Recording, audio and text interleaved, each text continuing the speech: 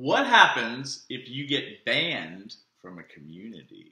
How should you handle that? This is Reid from readaboutsex.com. Cathy from the intimacydojo.com. That would be really hard, and it's hard to balance that, balance running events and community where you want people to have very free, you want to have people reporting if things are not going, consent is not being followed, and often those people don't want to have their names used or the specifics of an event used when talking to someone, with the ability for the other person to go to reply, and it could have been misunderstanding, it could have been there's a lot of things that could have happened or taken out of context. So balancing that is a challenge. So this opens up a whole rat's nest of interesting things to talk about. And we often talk about rat's nests. We do.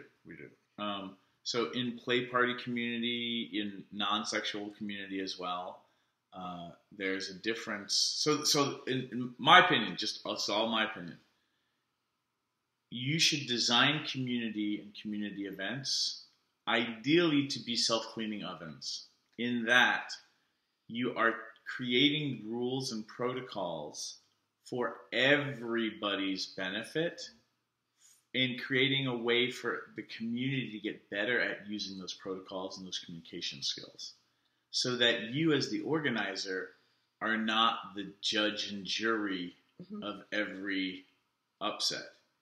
And you can design this into community depending how you want to do it.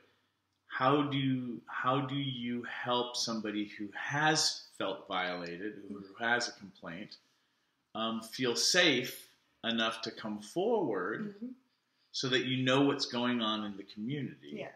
And oftentimes when somebody complains about somebody, to keep them safe and have their privacy, and this now you can research social justice and rape culture dynamics and how do how if somebody's got a complaint or something that happened to them, how do you keep their privacy when you go to the person and say, hey, we've had this complaint, and they're like, well, who complained? And you're like, we can't tell you because what did they say I did? We need to keep people's privacy. And they're like, well, what did they say that I did? And I'm like, I can't tell you because if I told you, then you would know who it is. Okay. So that's part of the challenge.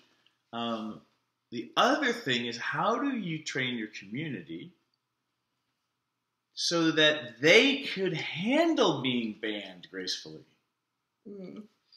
Which, if you can figure out how to do that and help people feel safe and help people feel safe in getting their own resolution on things with community support, what you have now done is you are creating a community that can handle in grown-up ways.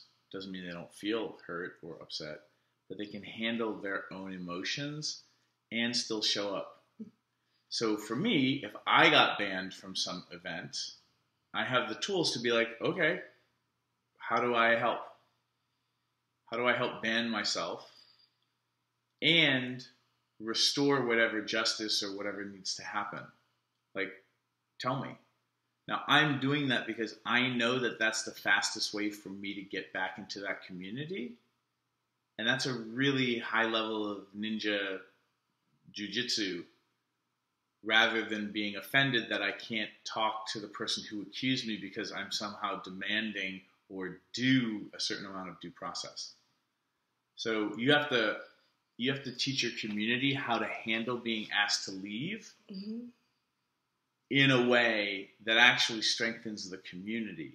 And you can geek out on restorative justice and techniques like that. A lot of communities haven't gotten to that place yet because everyone's just hoping bad stuff doesn't happen. And then when bad stuff happens, everyone's freaking out about it. And so no one ever gets to the next place. Well, I think there's also it's a tough balance because it is hard for people to bring stuff forward, and we absolutely want people to bring stuff forward.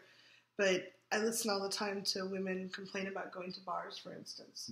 And they talk about how these guys are just assholes and hitting on them and doing all these stupid things. And I'm like, have you ever told them what you object to? Or no, they should just know.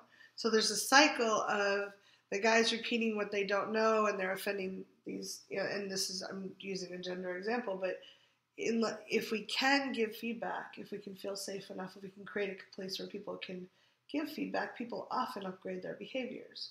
But if we're not giving that, it's really hard to do that. So it's a balancing act, and it's really challenging. So do your due diligence and vet the communities you want to become a part of as well. Ask them what their banning procedures are, how they process that kind of situation. If you're not okay with the way that they do it, then you should take that into strong consideration, because you may be the one who gets banned. And figure that one out. Now, in sex positive community, that usually means for the men. Mm-hmm. It's usually for the socially awkward men. And so there's that. But I've seen women get banned out of community, and I've seen communities do community development poorly. Mm-hmm. So, and there are some communities that are doing it really well and coming up with the next version, the 2.0 version of community, and teach your community how to have really good consent protocols, mm-hmm. how to handle their own emotions and speak up as best they can, how to handle if they're asked to leave, and what are the restorative steps that happen after, and train your community in that. And it's not always going to go perfect, because you're dealing with human beings. And when you have communities where new people come in, they're going to go through their learning curve mistakes. So you're going to have that happening all the time. Yeah. And hopefully the alumni, the varsity members of your community, will have more resources to help the clunky newbies get up to speed, while also vetting and discouraging truly bad or like evil, under the surface cloaked behavior. Yes. We'd love to know what you think. Where do you think you would want to draw the line in your community? Leave some comments. Thanks very much. Thanks for tuning in, Sex Geek. If you would like to continue with the brain sex, do me a favor and click subscribe right here. If you'd like to watch me on social media, that's where you're going to go. Next video, maybe? And if you really would like your own Sex Geek t-shirt, please click right here, right now.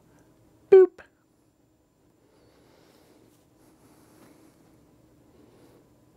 No, really, like,